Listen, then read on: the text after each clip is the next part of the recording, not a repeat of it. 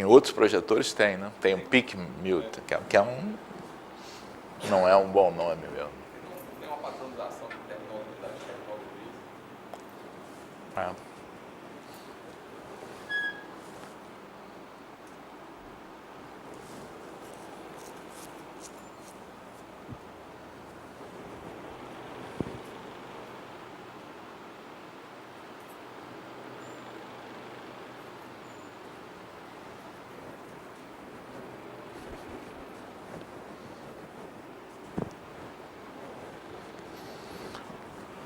Olá, gente. Então, o que eu tinha combinado de fazer hoje, num arremate aqui do curso, é primeiro fazer algo que a gente não teve tempo de fazer na semana passada, que foi dar uma olhada no sistema 3D que explora um ambiente de visualização tridimensional, os aspectos geométricos, e segundo, muito rapidamente, dar uma ideia do tipo de coisa que está envolvida quando se constrói uma imagem realista de uma cena. Então, o sistema aqui mostra o desenho produzido para essa linha de comando box. Então, o que a gente vê é um quadrado. Então, por que isso? Porque o que está sendo representado aqui, tá, é a projeção do espaço final de ordenação. Então, se você não mudar o viewport, o sistema está considerando, tá, que a projeção que está sendo feita está representando, está mapeando o intervalo de -1 a 1, de -1 a 1 para a tela. Tá? Então, como esse box representa o cubo 0,1 por 0,1 por 0,1, o que a gente está vendo, tá, é justamente a origem, tá, até o ponto 1. Então, para ver como é que a gente pode alterar esse aspecto, então, se o que a gente quer, tá, é simplesmente uma projeção ortogonal, a gente cria essa projeção ortogonal estabelecendo valores x mínimo, x máximo. Então, o que a gente vai fazer é mapear esses cantos, tá, para outros valores que não sejam -1, 1. Então, por exemplo, se eu faço esses valores serem, por exemplo, de 0 a 2, vamos fazer de -1 a 2, de -1 a 2, -1 a 2, por exemplo,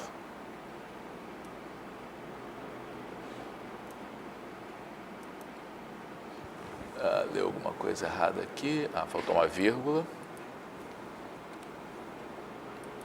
Então, o resultado é que agora esse cubo está centrado, né? Porque -1 a 2 coloca o centro da tela em 0,5, tá? E isso causa o cubo estar centrado, mas por enquanto, tá, com a projeção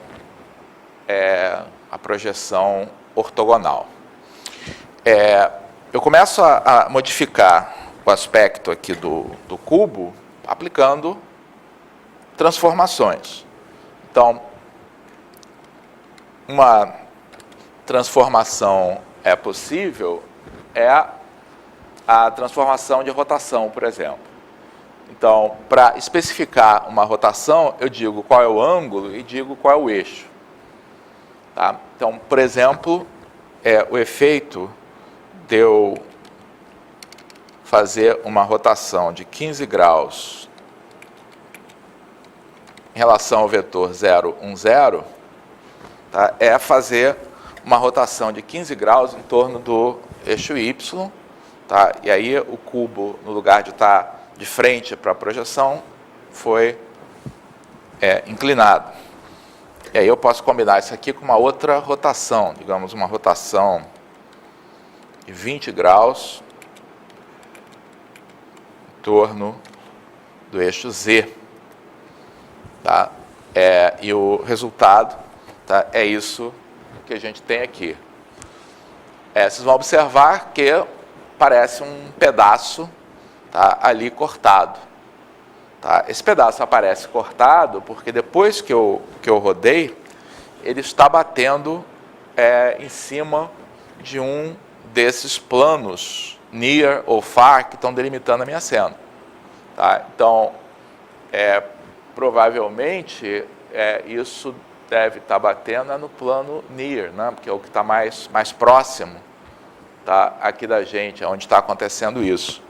Então, para eu trocar isso aqui, basta que eu mude, tá, esse plano near, por exemplo, para menos 2 a 2, tá, e aí a gente não tem mais isso ocorrendo. É claro que esse negócio, tá, é uma maneira de você conseguir certos efeitos, né? Então você pode produzir, por exemplo, seções aí no cubo, quando você corta, por exemplo, no plano z igual a 0. Tá? Então, enfim, então vamos voltar aqui ao nosso cubo original. O cubo é sempre o mesmo, né? Mas aquele em que ele aparece inteiro, tá? Então esse aqui foi o resultado de eu visualizar esse cubo, tá, devidamente rotacionado, tá, nesses ângulos, tá, segundo o eixo Y, tá, e depois em relação ao eixo Z. Tá? Então as transformações, tá, são as transformações usuais. Uma coisa que é interessante, tá, é que a gente pode imprimir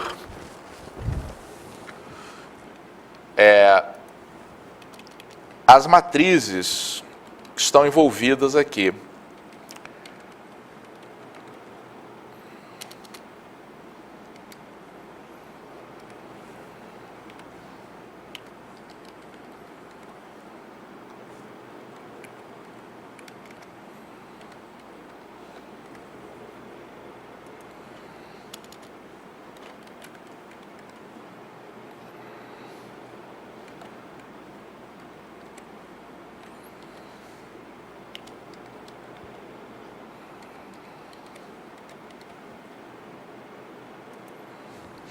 Então, vou pegar isso mais para cá um pouquinho.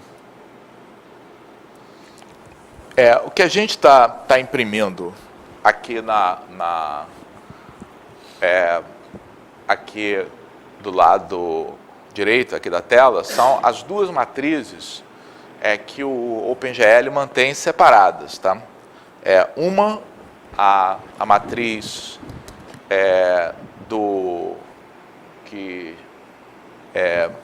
o MV, que é o Model View, tá? O MV é de Model View, tá? É a matriz de transformação no espaço da cena. Ou seja, é a matriz que diz como é que os objetos a serem desenhados estão sendo levados do seu sistema de coordenadas para o sistema de coordenadas do mundo. Tá? Então, se a gente... não está aparecendo aqui estão aparecendo só 3 colunas. Deixa eu ver se eu consigo aumentar aqui esse valor para aparecer a 4ª coluna. Agora sim. Estão aparecendo as 4 colunas. Então, essas duas matrizes, nesse caso, tá, são ambas transformações afins, tá? Não tem nenhuma transformação projetiva envolvida. Tá? A primeira matriz, se vocês observarem, ela não tem nenhuma translação, é uma transformação linear, e na verdade ele é o produto dessas duas rotações. Tá? Então, o que a MV está representando, tá, é o produto das duas rotações. Tá? a matriz PRJ, tá, é a matriz que leva, tá, um objeto do espaço da câmera, quer dizer, depois que ele sofre essas transformações, tá, para o nosso espaço, tá, que é um espaço que vai de -1, 1, tá, a 1. Tá, então, como lá na nossa matriz ortogonal, tá, os valores de... não é uma coisa simétrica, quer dizer, de -1 a 2, por exemplo, tá, essa transformação tem uma translação, né, como apareceu na última questão da prova. Tá? Então, o que isso aqui está dizendo, tá, essa matriz é a matriz que leva, tá, aquele paralelepípedo -1, 2, -1, 2, -2, 2, tá, no paralelepípedo -1, 1, -1, 1, -1, 1. Quer dizer, é diferente do que foi feito na prova, porque esse é o OpenGL. Tá? Então, o OpenGL trabalha, como diz, desculpe, diferente do que aconteceu aqui, como é descrito no livro, acontece como foi descrito na prova. Tá? Ou seja, a faixa de valores de Z aqui no final é de -1 a 1 e não de 0 até 1. Ok? Então, são essas as matrizes aqui que a gente tem envolvido. Tá? Bom, a coisa fica mais interessante, né, quando a gente troca essa projeção ortogonal, tá, por uma projeção perspectiva. Tá? Então, nós vamos trocar aqui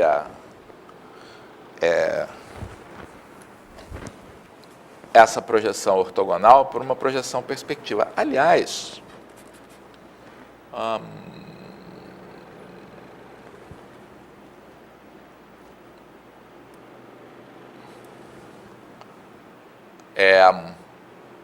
e isso acontece, né, com esse par de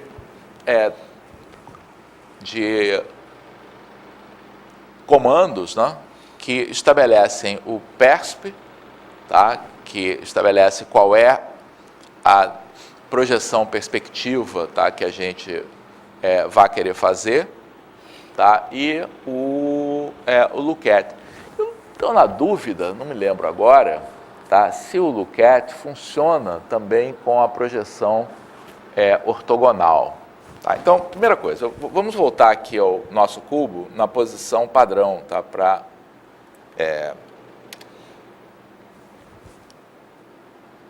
quando o cubo está na projeção padrão, não mudou nada na matriz de projeção, mas a model view passou a ser a identidade.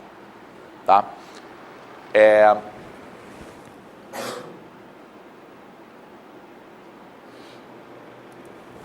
Vamos colocar aqui, e agora eu não lembro da ordem que tem que ficar. Estou fazendo experiências também, tá? Que eu não lembro mais como é que isso funciona.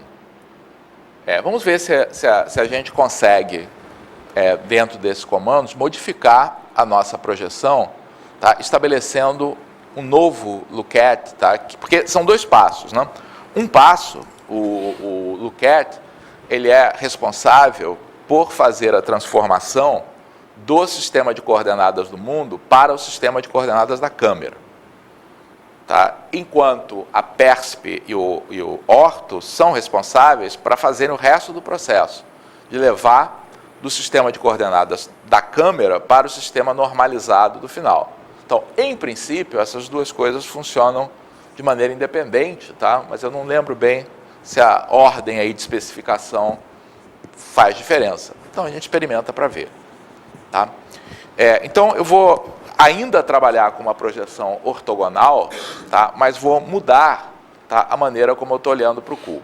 Tá? Então, pensem, tá, que a gente tem ali uma caixa ali na origem, tá, que tem tamanho 0,1 por 0,1 por 0,1. Tá? E eu vou querer observar, tá, essa caixa de uma outra posição. Tá? Então, que posição é essa na qual vou estar querendo observar essa caixa? Eu vou querer me colocar, tá, num ponto, digamos, de coordenadas 2, 3, 2.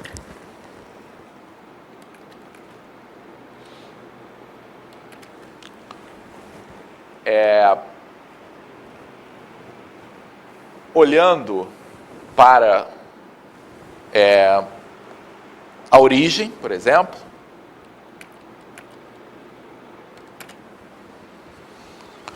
tá? E a minha referência de vertical, tá, é o vetor z.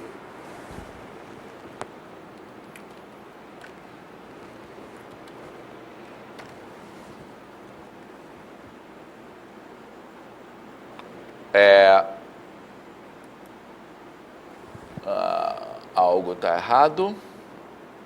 A Luquette não tem traço.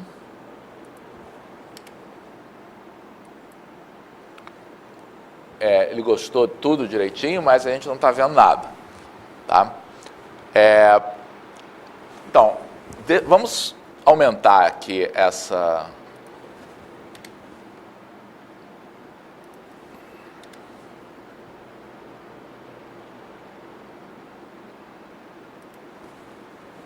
essa área aqui, para ver se o problema é só de clipping que a gente tem ou não. Uma coisa que a gente não está vendo nada, que certamente é uma das razões, eu estou afastado agora da cena, né? Então, ok. Tá? Então, a gente está fazendo uma projeção ortogonal, tá? E isso corresponde mais ou menos ao que aconteceria se eu tivesse nessa posição olhando, tá, uma caixa colocada ali no chão. Eu estou olhando de cima, tá, essa caixa que tem tamanho 1. Se eu alterar, eu posso agora aplicar transformações aqui.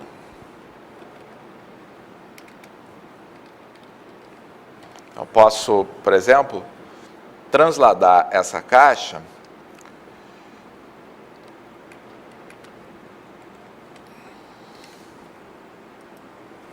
tá? Então agora ela fica mais acima, tá? Mas a observação que eu tenho aqui da caixa é a mesma, tá? Porque não tem perspectiva, tá? A projeção é ortogonal, quer dizer, não importa se eu estou olhando de cima, tá, ou se eu estou olhando do mesmo nível, tá, porque a projeção é uma projeção ortogonal. Ok? Então, o Luquette, tá, controla como é que a gente leva coordenadas do mundo para as coordenadas da câmera. Tá? E a projeção, que pode ser ortogonal ou perspectiva, controla como é que as coisas são levadas do sistema de coordenadas, cuja origem está no olho do observador, tá, para a tela. Pode falar.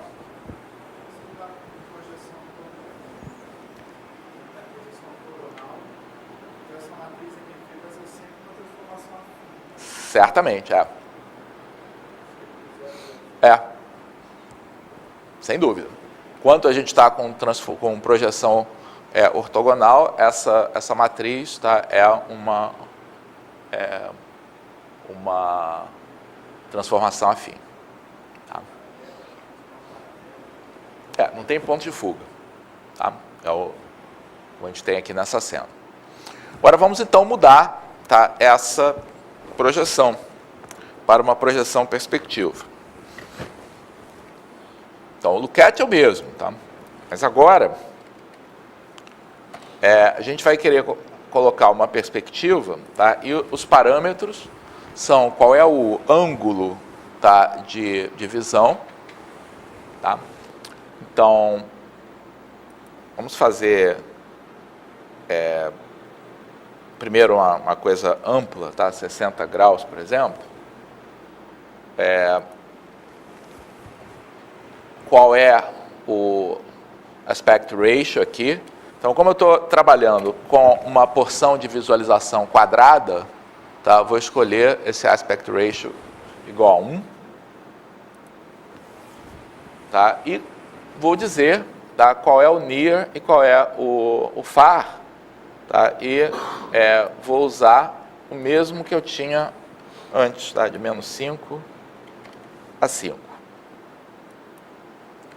Tá? E aí não vimos nada, temos que entender por quê.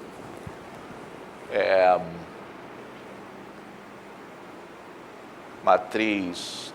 primeira coisa, notem que agora, tá, essa nossa matriz de projeção, tá, não é mais uma transformação afim. Tá? Mas eu não sei o que está errado aqui, não.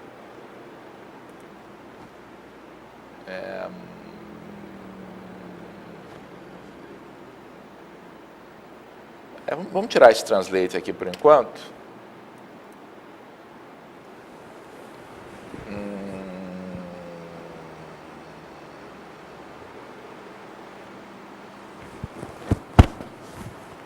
O que está acontecendo? Não sei.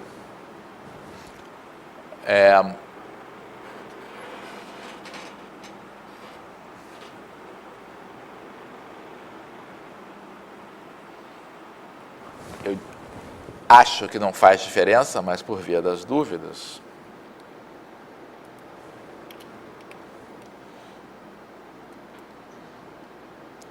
Não mudou nada aqui na projeção, né?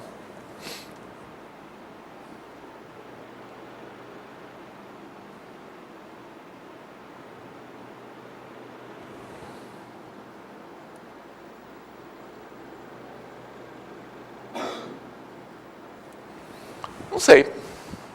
Vocês percebem o que está acontecendo?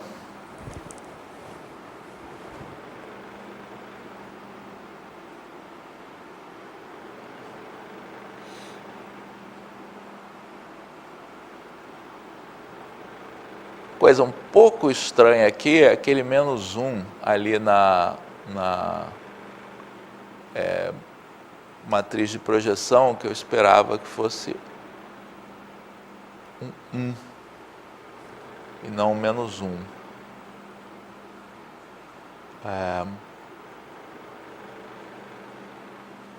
Mas isso, na verdade, como isso pode acontecer.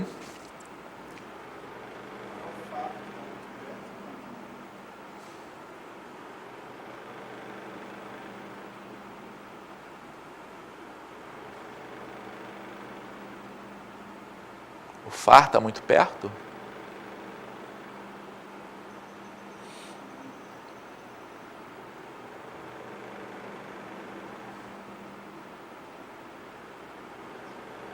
Não. Pode aumentar esses números aqui. Ah, não, já sei. Não. Bom, a primeira coisa é que esse near e far são em relação... É por isso que está dando aquele menos 1 ali. Pode ser que ele esteja se atrapalhando com isso de alguma maneira. Tá, eu estou olhando para trás do observador. Pode ser. Não acho estranho isso, mas nós vamos colocar um 5, por exemplo. Tá, é isso.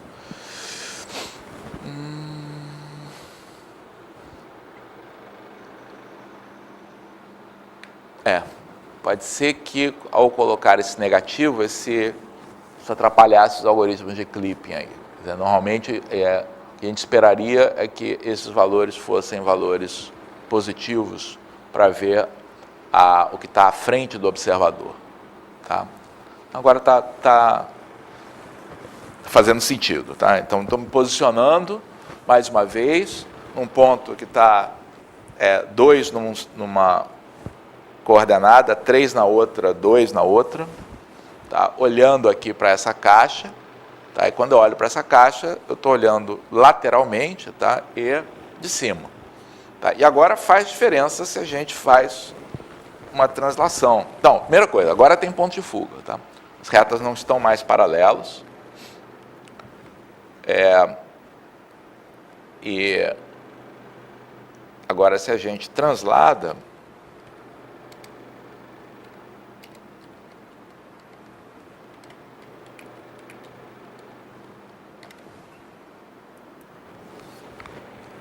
você passou, tá, a estar olhando essa caixa, ela está agora no nível do seu olho, não? Então uma parte está visível, tá, e a outra parte não. A gente controla através desse ângulo aqui,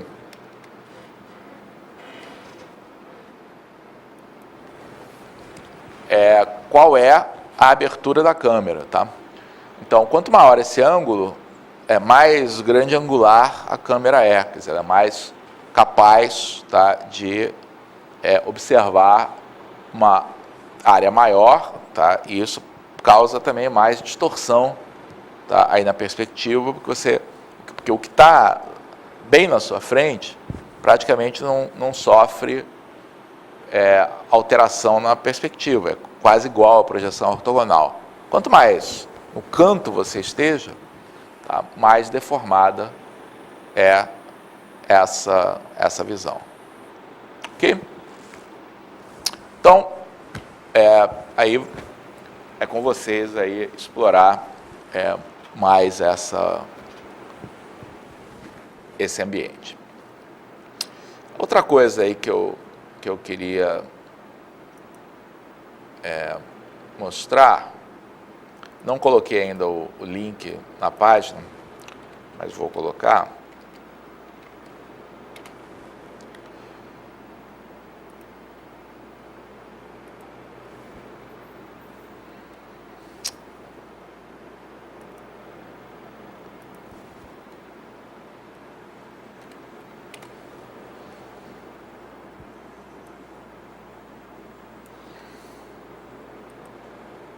Uma apresentação que a gente preparou para um curso aí um tempo atrás.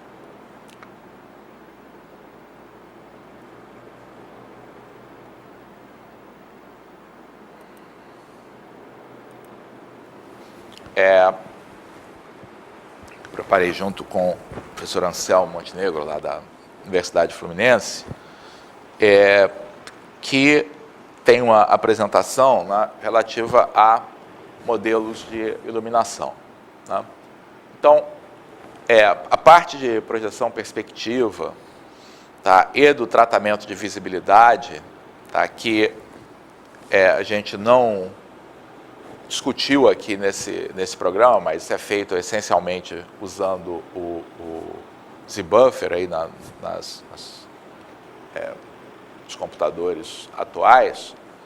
Mas para você ter realismo, você tem que levar em conta o efeito da luz nos objetos. Senão tudo aparece como se fosse algo chapado. Tá? Então, aqui mesmo, tá, voltando aqui ao nosso programa,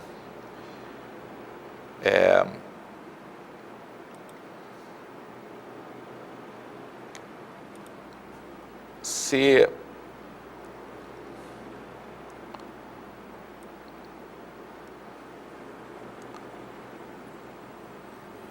aqui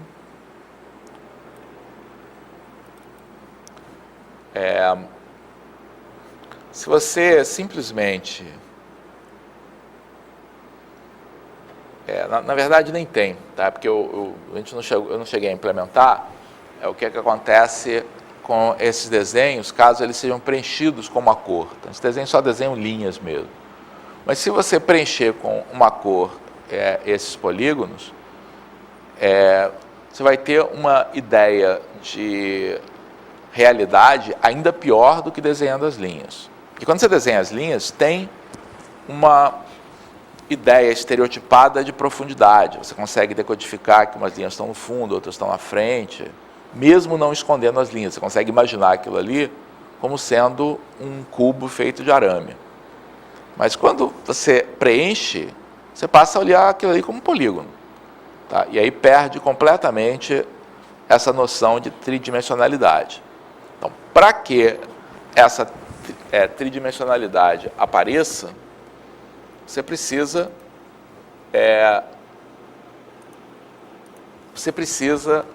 verificar como é que a luz, tá, vai interagir com os objetos. Vai ter que fazer diferenças de cor de acordo com a intensidade da luz. Tá? E aí, existem várias coisas, tá, para você representar. A mais importante de todas elas, tá, é a reflexão. Ou seja, a maior parte dos objetos é opaco, tá, e a luz que a gente observa associada a esse objeto, tá, é a luz do ambiente que incide sobre esse objeto, se reflete e atinge o nosso olho. Só que isso não captura tudo. Tá? Além da luz refletida, tem a luz refratada também. A luz que passa por objetos transparentes, a luz que passa parcialmente em objetos translúcidos, tá? Como um vidro leitoso, tá? E a luz que se reflete internamente ao objeto, que dá o aspecto de objetos como mármore. Então, um mármore, tá? E também porcelana, outras superfícies, tem a propriedade, tá? De que quando iluminados aí com luz, tá? A luz se reflete uma parte, mas uma parte da luz incidente consegue penetrar, tá? Nessa estrutura, tá? E é refletida internamente. Tá? A pele é assim também. Quando a gente coloca uma lanterna perto da pele, a gente percebe que fica vermelho em volta. Tá? A luz penetra na pele, tá? E a gente tem uma sensação que não é de um objeto completamente opaco. Tá? Então, todas essas coisas são importantes para dar realismo. Eu vou descrever aqui brevemente somente o primeiro aspecto, tá? O aspecto de reflexão. Mas aqui nessa apresentação tem um pouco a respeito das outras coisas também. Então, os modelos que descrevem essa interação da luz, tá? São chamados modelos de iluminação. Tá? Então, o que a gente quer exprimir nesse modelo? É ter diferenças, tá, da intensidade da luz, tá, de acordo com a forma como a luz incide nos diversos objetos. Tá? Então, esse modelo de iluminação são modelos físicos. Tá? Eles são baseados em leis físicas, embora o que a gente vai realmente representar aqui são aproximações daquilo que ocorre com objetos reais. Tá? Então, coisas que vão entrar no modelo são o tipo do objeto, tá? E tipo do objeto inclui a maneira como ele vai reagir, tá, às luzes visíveis, e que pode ser diferente de uma luz para outra. Na verdade, é diferente. Né? Quando se diz que um objeto é vermelho, você está dizendo que ele é capaz de refletir a porção vermelha da luz branca e guardar o resto. Tá? Mas, na verdade, pode não ser apenas isso. Tá? Ele pode filtrar, tá, as diversas comprimentos de onda, tá, de forma diferente. Tem objetos, inclusive, que são capazes de guardar a energia luminosa, tá, e emitir mais tarde. Tá? Objetos fluorescentes fazem isso. Tá? Então,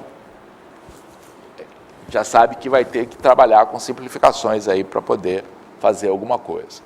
Então, tem objeto, tá? Os tipos de fontes de luz, tá? Onde elas estão, que vai aparecer depois, mas também se elas são fontes pontuais, se elas são extensas, qual é a cor da luz que elas emitem. Tá? E também vai interferir a posição relativa, tá, de objetos e as fontes de luz. Tá? Então, como eu disse, nós vamos aqui, eu só vou falar de objetos opacos. Tá? Então, técnicas adicionais são necessárias para lidar com transparência, translucidez. Tá? Tem objetos que são mais complicados, porque eles fazem reflexão reflexão direta, como, por exemplo, esse tipo de materiais que você coloca em quem tem que trabalhar à noite ou em pessoas que andam de bicicleta à noite, tá? Que é um material refletivo que consegue refletir a luz na mesma direção que ela é emitida. Tá? Então, esse comportamento é um comportamento que tem que ser modelado, caso você queira trabalhar com esse tipo de objeto. Então, do ponto de vista de luz, né, cor, forma, posição, orientação, tá? Por exemplo, você pode ter uma luz direcional ou pode ter uma luz que seja omnidirecional, que ela vai em todas as direções. Isso vai obviamente, afetar o modelo. Então, como eu disse, os sistemas gráficos usuais, tá? Sistemas gráficos prontos aí para consumo, eles usam modelos de iluminação simplificados, tá? Em que algumas dessas leis são leis empíricas, não correspondem exatamente ao que ocorre com os objetos. Agora, há modelos mais sofisticados que não são práticos para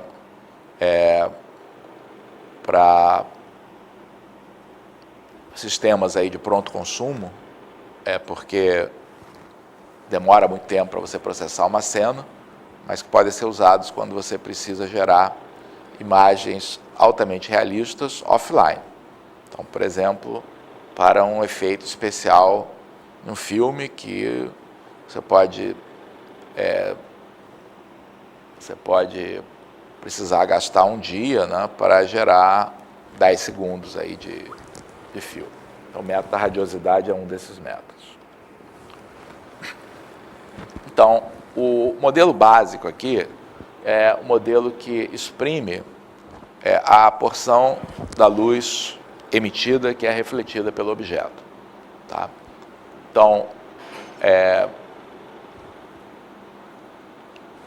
o que a gente vai fazer na hora de olhar para o aspecto de um objeto é toda a reflexão que ele dá às diversas fontes de luz, tá, que estão presentes na cena. Então, o que a gente vai descrever aqui vai ser como é que esses modelos descrevem a ação de uma fonte de luz, mas isso vai ter que ser somado por todas as fontes que você tenha na cena.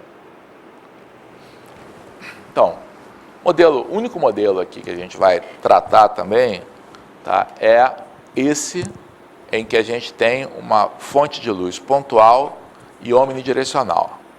Então, ela é tratada como um ponto, tá, que emite raios em todas as direções. Tá? Isso é uma aproximação razoável quando você tem um ponto que está suficientemente longe e é suficientemente pequeno em relação aos objetos que aparecem na cena. Então, por exemplo, aqui, essas lâmpadas que estão no teto, tá, dá para tratar como uma fonte pontual se a gente estiver interessado em modelar somente o que acontece aqui. Se você quiser representar o teto, não é bem assim, porque como você tem a cobertura, elas não incidem diretamente no teto, apenas de forma indireta. Então, depende do que você está interessado em representar.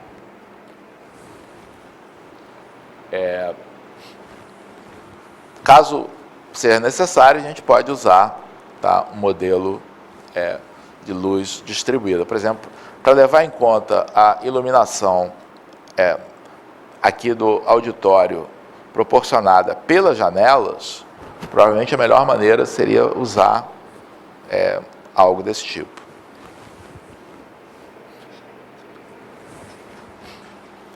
Então, dado um objeto e uma luz incidente, né, uma parte da luz é absorvida, tá, uma parte da luz é refletida, e uma parte da luz pode desencadear um processo interno em que essa energia é transformada, tá, e reemitida. Tá? Não vamos trabalhar com esses objetos mais complexo, como eu falei. Quer dizer, a gente vai trabalhar com objetos opacos aqui, em que não tem essa outra coisa. Uma parte é absorvida, uma parte é refletida. Então, o modelo básico, tá, de reflexão, tá, que é o mais usado aí para você visualizar objetos de modo geral, tá, é a chamada modelo de reflexão difusa. Tá? Então, no modelo de reflexão difusa, esses objetos não seguem, tá, as leis da reflexão que a gente aprende na escola. Então, a lei da reflexão que a gente aprende na escola, tá, é que quando um raio, tá, atinge um objeto, tá, que ele é refletido de modo que o ângulo de reflexão seja igual ao ângulo de incidência. Tá? Isso vale para objetos extremamente polidos, cuja superfície seja altamente organizada. Tá? Então, se você tem um objeto cuja superfície, ao nível microscópico, seja plana, então essa lei é obedecida. Tá? Só que os objetos, na verdade, nível microscópico, são rugosos, são irregulares. Tá? Então, o que acontece? O raio que bate aqui, por exemplo, tá, vai encontrar uma superfície orientada desse modo. Tá? E aí a reflexão dele vem para cá. Já o raio que chega logo depois vai pegar uma superfície orientada desse modo e praticamente não é refletido.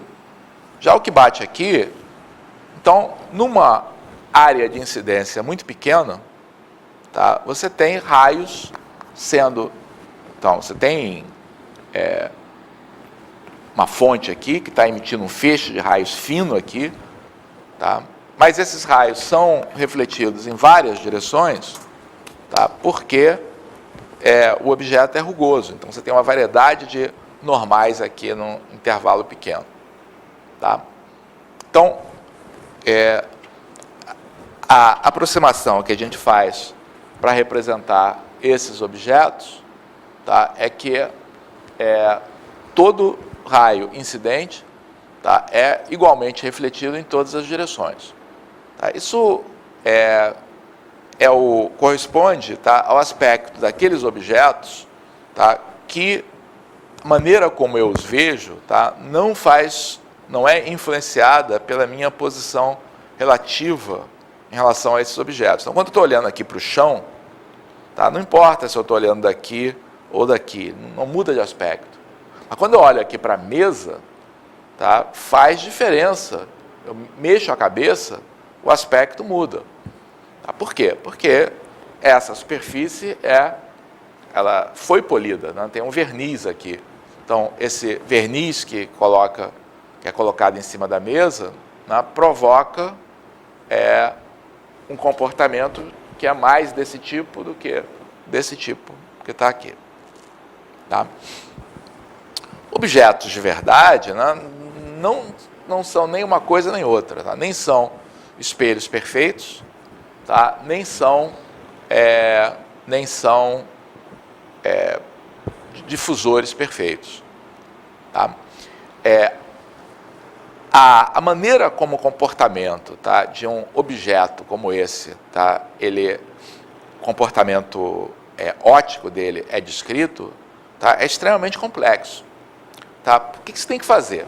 Você tem que descrever para cada ponto da superfície do objeto, para cada direção de raio que incide nesse ponto, para cada para cada comprimento de onda, o que acontece com a distribuição dos raios que vão ser emitidos, que pode variar de acordo com o comprimento de onda. Tá? Então, para fazer coisas extremamente realistas, as pessoas estimam essas funções. Tá? É uma função complicadíssima aqui de ser guardada, porque há 9 dimensões, basicamente, nisso que está aqui. É uma função com 9 componentes, porque é a posição tá? A orientação, o comprimento de onda, e você precisa descrever o que acontece, tá? Para cada uma dessas direções em cada valor de lambda. Então, é uma função que tem muitas componentes, caríssima assim para você estimar. Só faz isso quando você quer fazer coisas de altíssima precisão. Tá? O que a gente vai fazer? Na verdade, é usar um modelo empírico que procura simplificar isso aí de forma razoável. Tá? Então, como eu falei, da gente colocar no modelo, tá, além dessa componente difusa, tá, esse comportamento especular e tentar aproximar isso de uma forma que seja relativamente fácil você especificar para aproximar os objetos e relativamente fácil computar. Tá? Então, a ideia é você ter um modelo simples, que permita um cálculo simples também da intensidade luminosa, tá? Que não seja exatamente o que acontece na realidade, mas que seja um modelo razoável para você, pelo menos, transmitir nas suas cenas, ainda que elas não sejam completamente realistas, você conseguir comunicar aí ao observador se você está diante de um objeto metálico, por exemplo, ou um ursinho de pelúcia. Quer dizer, ainda que você diga, não, isso é feito por computador. Tá bom, é feito por computador, mas você consegue perceber que isso aqui é um metal, isso aqui não é? Já é alguma coisa. Então, isso aqui está dizendo o que eu já disse, tá? E normalmente, tá, quando você constrói uma cena como a desse auditório, tá, você leva em conta as fontes pontuais. Tá? Só que acontece, por exemplo, a luz que entra pelas janelas. Tá? Para eu tratar essa luz, eu teria que fazer um modelo complicado, que é um modelo em que eu tratasse com essa fonte extensa. Tá? Então, no lugar de fazer isso, em geral, o que se faz no modelo simples é considerar apenas duas coisas: fontes pontuais, tá? E uma luz ambiente, tá? Que é uma luz que a gente considera que está presente aqui no ambiente e que seja capaz de se refletir nos objetos, tá? E gerar, tá, uma intensidade adicional. Por exemplo, pensa que você está em casa, tá, num cômodo que não tem janelas, tá? Mas se esse cômodo tiver uma porta, estiver ligado a outros que estejam iluminados, você tem uma luz ali. Tá? Essa é a luz ambiente que a gente vai levar em conta aqui no modelo. Ela contribui, na verdade, para estabelecer um nível de brilho geral, tá, aí para uma cena. Tá? Então, essa luz, ela serve para você poder incluir no modelo coisas que apenas fontes pontuais não seriam capazes de capturar. Então, esse é o primeiro componente, tá, que vai aparecer no modelo de iluminação. Tá? Então, tem um parâmetro, tá, I índice A, que vai representar qual é a intensidade da luz ambiente que a gente tem. Só que essa luz tem que ser refletida, tem que ser expressa, tá, nos canais visíveis para a gente. Então, na verdade, esse IA vai levar a um IA índice R, IA índice G, IA índice B. Tá? Então, a gente tem uma intensidade, que em princípio é uma intensidade relativa em relação às fontes pontuais, do papel que a gente vai ter da luz ambiente que vai aparecer em toda a cena. Então, por exemplo, se a luz ambiente é branca, essas componentes vão ser iguais. Mas se é uma luz, por exemplo, de luz incandescente, né, que é amarelada, tá, você vai ter um valor de B menor do que o de R e de G para dar essa aparência amarelada aí ao ambiente. Ok? Então, isso é modelado como um escalar para cada uma dos canais R, G e B. Tá? A outra coisa, tá, é a modelagem da reflexão difusa. Então, para cada superfície presente, tá, no seu ambiente, tá, você vai ter um coeficiente de reflexão difusa, tá, K índice D, que também, tá, vai atuar, tá, para cada uma. Então, todas essas coisas que estão, esses parâmetros que estão descritos aqui, tá, vão atuar para cada um dos canais R, G e B. Tá? Então, para um objeto verde, por exemplo, o KD correspondente ao R vai ser igual a zero, quer dizer, ele não reflete nada da luz que vier incidente a esse objeto de cor vermelha. Tá? Então, na verdade, você vai ter tudo isso que a gente está dizendo aqui, pensa em cada canal. Tá? A gente vai ter esse coeficiente. Então,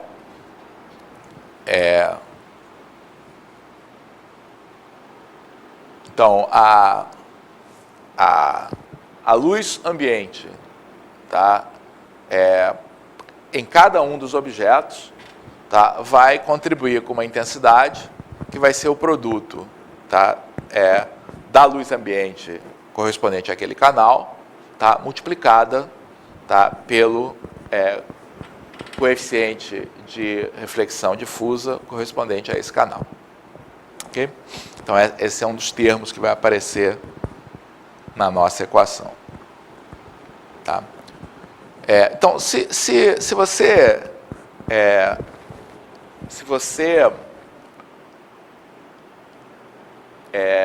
olhar, tá, para uma cena usando, tá, apenas a luz ambiente, tá, você não tem as dicas de profundidade que a gente quer ter.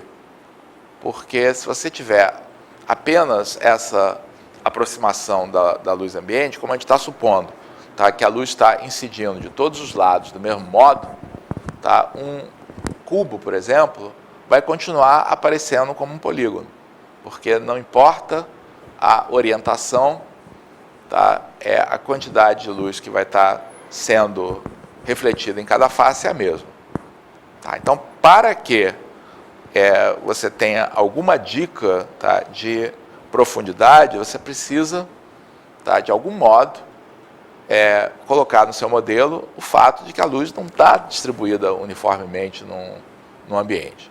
Tá? A gente faz isso colocando luzes pontuais, então os modelos mais simples vão ter pelo menos uma fonte de luz pontual se a gente quiser comunicar esse efeito de tridimensionalidade.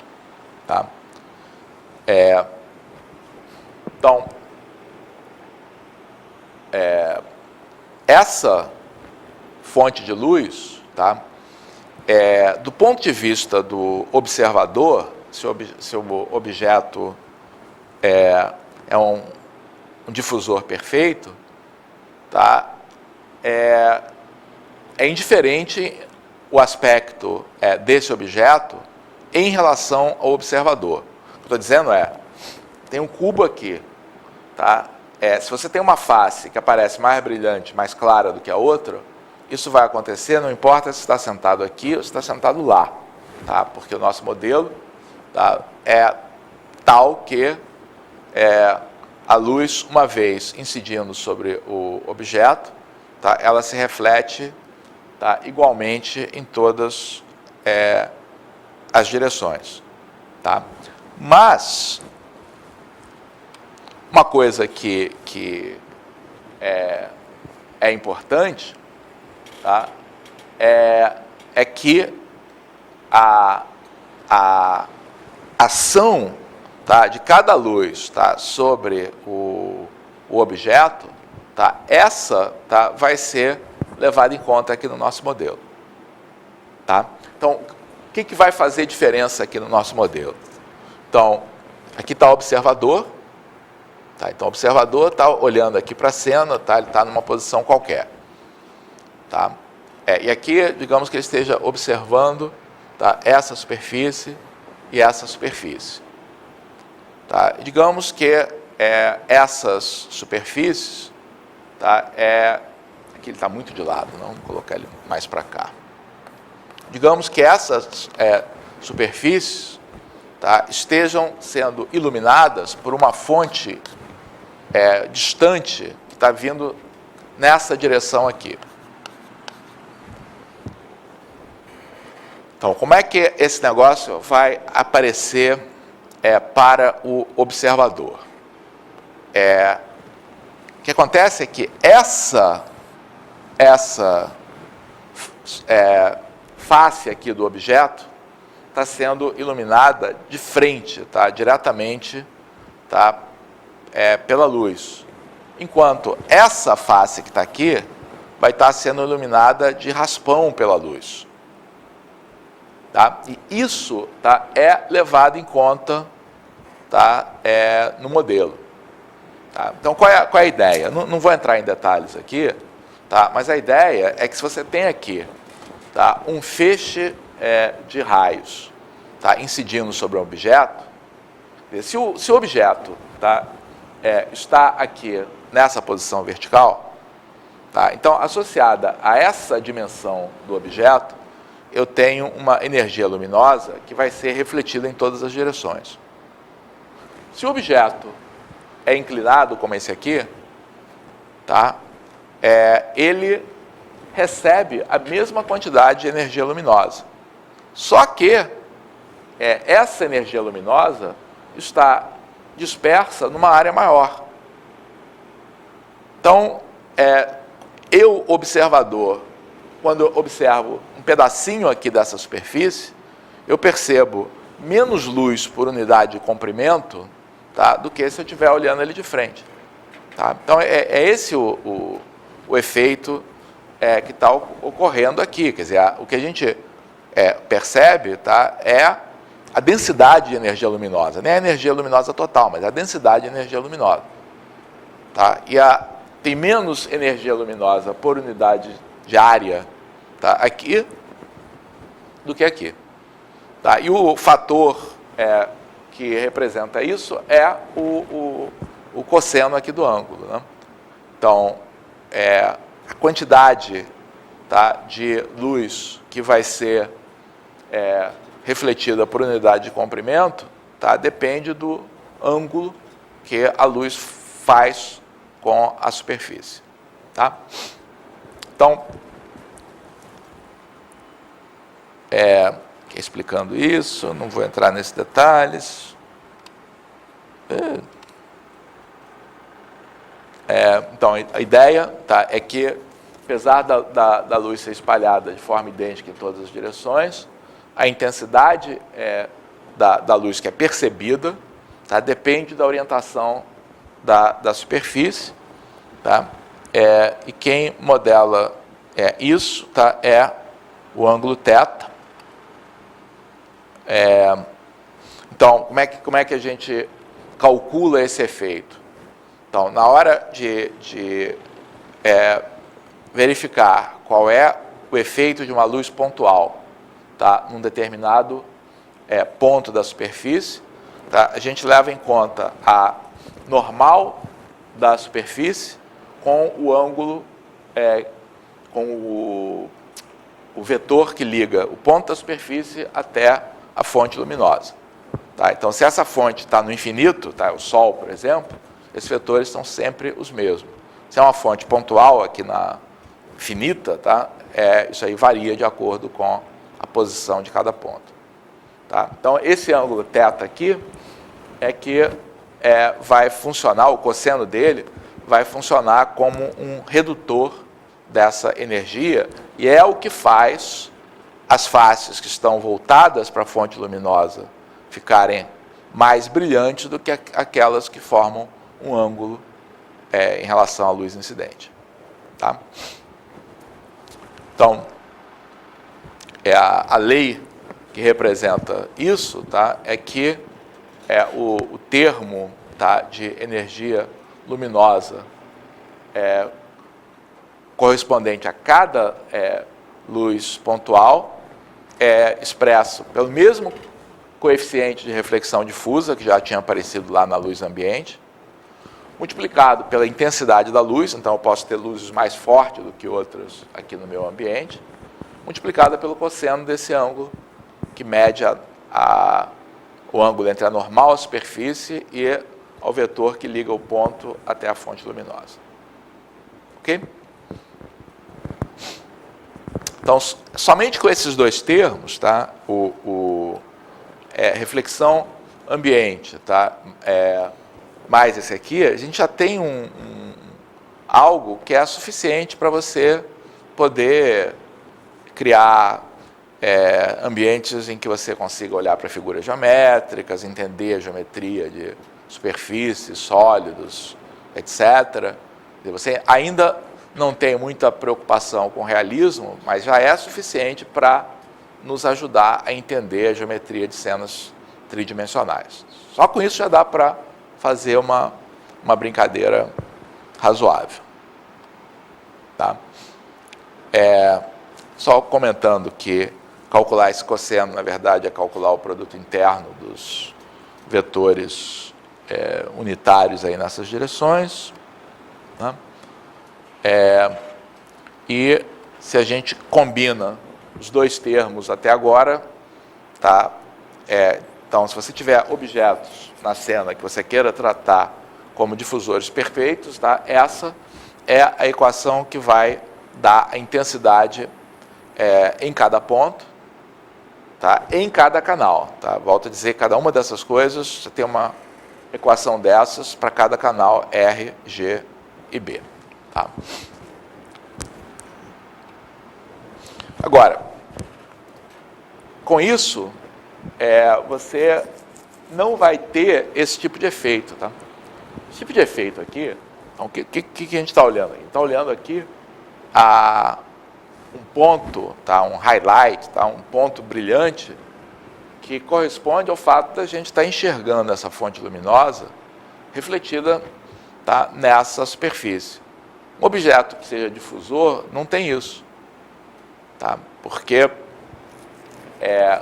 num objeto que seja um difusor perfeito, tá? Que vai aparecer, tá? É que naqueles lugares, tá? Em que o ângulo entre o nosso ângulo de visão, tá? E então, por exemplo, se essa superfície está atrás de nós, tá? Exatamente, talvez no ponto em que tivesse uma sombra aqui, que estaria mais brilhante, porque o ponto que a gente vê mais é aquele que está exatamente atrás do olho do observador. Uma cena realista não funciona assim, tá? A menos que esteja na testa do observador, uma lanterninha. Tá? Então, isso aqui não aparece nesse modelo. Tá? Para a gente ter isso aí aparecendo, tá? E por que isso aparece aqui, tá? Nessa cena? Porque este é o ponto da superfície, tá? Em que o vetor que liga o olho até a superfície, tá? E o ponto da superfície até a fonte luminosa, tá? Esses dois vetores estão satisfazendo a condição do raio incidente e do raio de reflexão. Eles estão obedecendo aqui a lei de reflexão.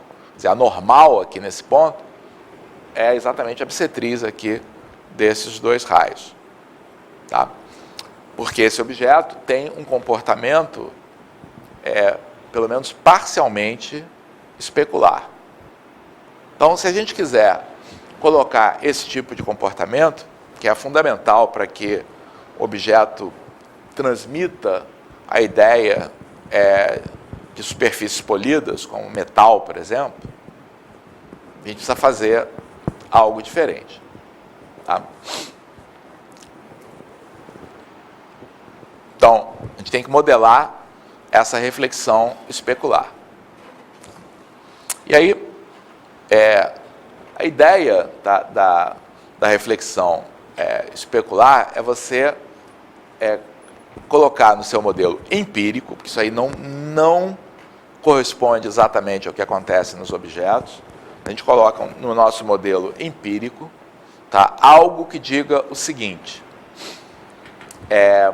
do ponto de vista de reflexão especular, tá, se eu estou num determinado ponto, tá, observando a cena através desse ângulo, tá, a componente de iluminação vai ser grande quando o ângulo de incidência estiver próximo do ângulo de reflexão. Então, naqueles pontos, então voltando aqui para a figura aqui, tá? Pego esse ponto aqui, tá? Olho aqui qual é o raio de incidência, olho qual é o de reflexão, olho para normal. Então, nesse ponto, o ângulo de incidência está próximo do ângulo de reflexão? Não. Então, esse brilho não vai aparecer de maneira marcada aqui. Tá? Então, vai ficar mais claro, mais intenso, aqueles pontos onde o ângulo de reflexão for próximo do de incidência. Tá? Então, a maneira como isso é feito, tá, é desse modo. Tá? Aqui está o ângulo, está o raio refletido ideal, tá? Aqui está o ângulo de visão. Tá? O modelo empírico que se usa é um modelo em que essa reflexão especular, tá, tanto maior quanto mais próximo de zero for aquele ângulo φ entre esses dois raios. Tá? Então, essa é a direção ideal. E aí, tá, o que vai aparecer aqui no nosso modelo, tá, graus de especularidade. Então, se você tem um objeto que é muito, muito polido, tá, aquele pontinho ali, ele é muito brilhante, tá, mas muito pequeno, porque ele está só lá num ponto correspondente àquela luz pontual. Se o objeto é como a mesa aqui, tá, então, eu aqui estou olhando a mesa, olho aqui a fonte de luz, eu vejo a fonte de luz, mas ela parece meio deformada, tá? Ela parece mais espalhada, porque isso aqui não é tão especular quanto seria um metal. Tá? Então, isso é controlado, tá, através de um termo, tá, que em geral, modelado desse modo. Tá? Então, você usa o cosseno, tá, do ângulo φ. Mas, na verdade, é uma função desse cosseno. E aí, o que se usa nesses modelos é uma potência desse cosseno. Então, quanto maior, tá, for esse expoente, né, então, se esse expoente for um número muito grande, tá, então, quanto maior for esse expoente, mais rapidamente o cosseno cai, esse valor aí cai de 1 para 0. Né? Porque o cosseno de φ, tá, é uma função que tem esse aspecto. Né? Mas quando você aumenta essa potência, ele passa a ter esse aspecto. Então,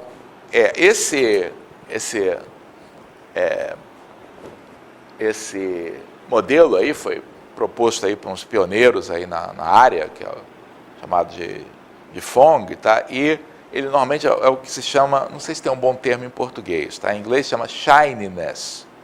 Shine é de brilho, né? Então, shininess é o que esse expoente aí está representando.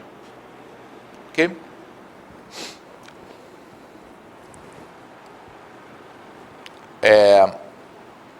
Então, esse expoente varia aí de acordo com a refletividade, tá? Então, valores muito altos te aproxima aí do reflector ideal. Tá? E a expressão, tá, dessa intensidade vai depender de duas coisas, tá? Do comportamento especular, tá? E da quantidade de luz que é refletida desse modo. Tá? Então, acho que está na próxima tela a equação. Tá? A equação aí que a gente tem, tá? É essa. Tá? Então, para cada objeto, você vai ter o coeficiente de reflexão especular, quer dizer, quanto ele se comporta como um espelho, multiplicado pela intensidade da luz, que é a mesma intensidade de antes. Isso aqui é o cosseno do ângulo formado pelo raio visual com o raio refletido ideal, tá? Elevado àquele coeficiente de shininess que diz a respeito da especularidade do objeto. Note que isso que está aqui, tá, é um número entre 0 e 1, tá? Sempre. A questão é isso aqui que o NS mede, é quão rapidamente ele cai para 0. Ou seja, quão concentrado está aquele brilho em torno daquele ponto em que a reflexão está próxima da ideal. Tá? Então, os sistemas aí de visualização rápida, não vou entrar aqui nesse... métodos, coisas aí para calcular, truques, etc. São outras maneiras aqui de calcular que são mais eficientes, tá? Mas não vou entrar. Então, as equações, né, que vão produzir, tá, a intensidade aí de cada ponto aí na cena, basicamente são essas que estão aqui. Você tem uma contribuição da luz ambiente, que é sempre considerada como sendo uma reflexão difusa. Você tem uma contribuição das luzes, olhando aqui embaixo, né, e para as diversas luzes pontuais, você tem um efeito difuso, tá, e um efeito especular. Então, você tem que... Como é que... num objeto que você está modelando, tá? Então, o que você tem aqui? Para cada objeto, tá, você vai ter que especificar esses coeficientes. Tá? Então, os I's aqui são referentes à cena, né? São referentes à intensidade da luz com que você quer observar. Tá? Mas os K's, tá, e o NS está associado a cada objeto que você coloca. Então, você tem um objeto que é um objeto metálico, tá, de uma determinada cor, você vai especificar esses coeficientes, tá, para cada um dos canais RGB. Não sei se aqui está dito isso. Tá? Não, mas essas equações que estão aqui, volto a dizer, você tem uma delas, tá, para cada um dos canais RGB para objetos coloridos. Tá?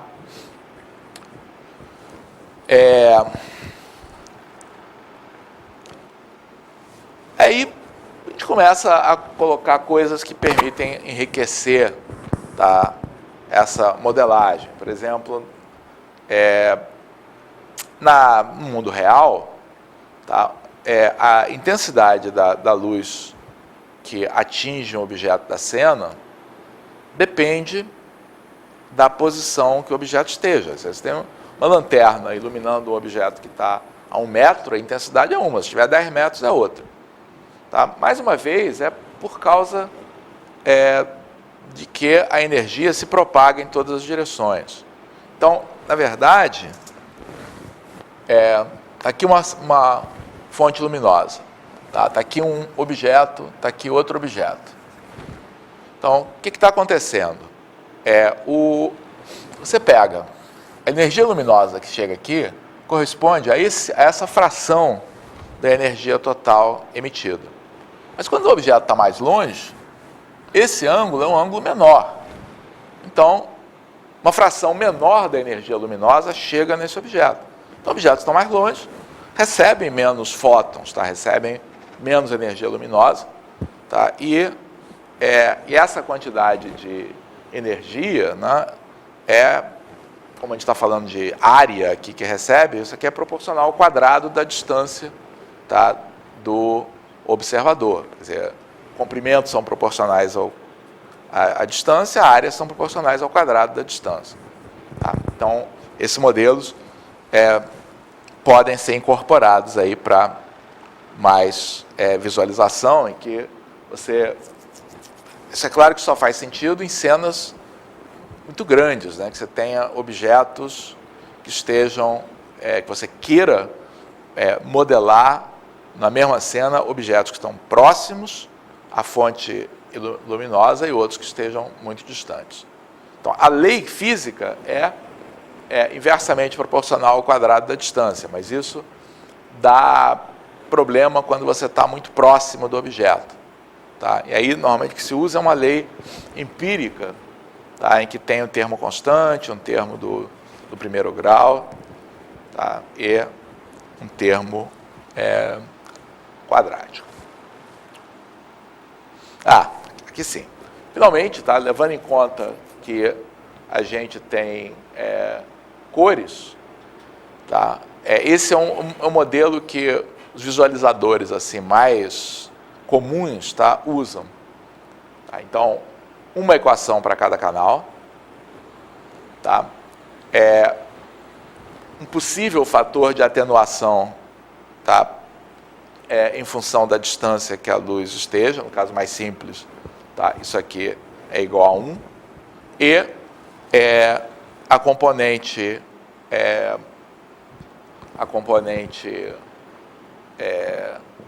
difusa, tá? E especular da luz refletida. Tá? Então, aqui está muito melhor do que aqui, mas dá para a gente apagar um pouco mais a luz aqui?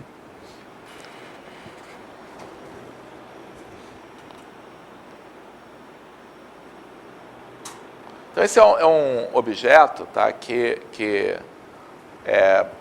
foi renderizado aí usando, tá, esse tipo de técnica. Tá?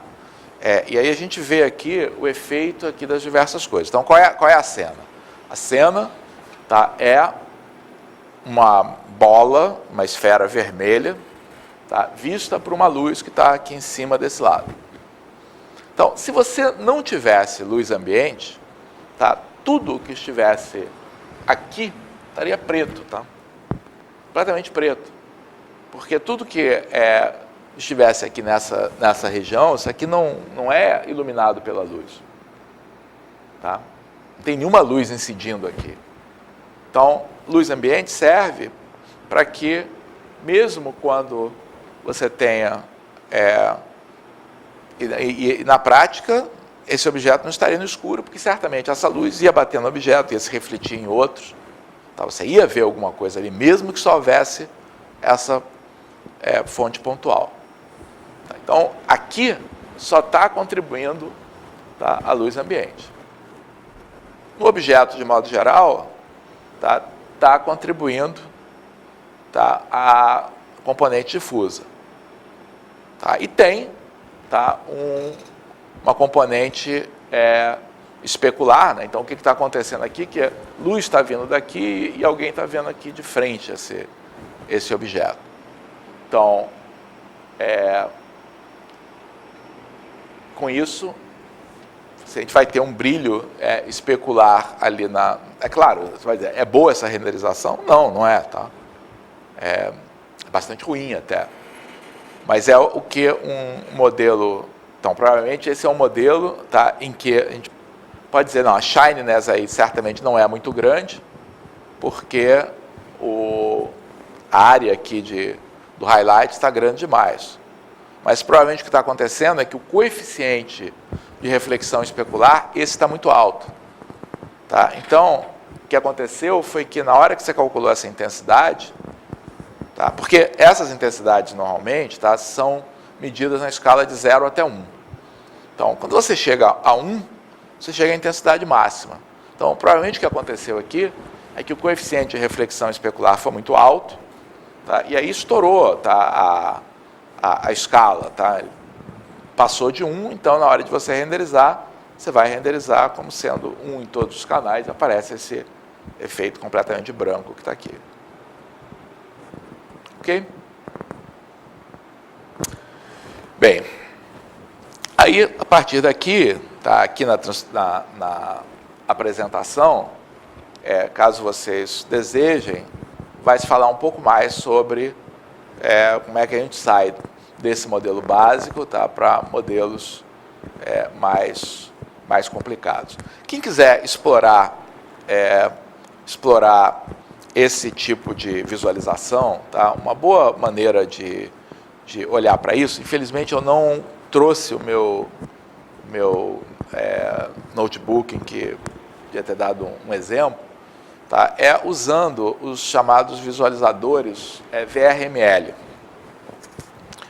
VRML, quando foi lançado, há cerca de 10, 15 anos atrás, parecia que ia ser uma tecnologia que ia pegar muito, né? Isso aí significa Virtual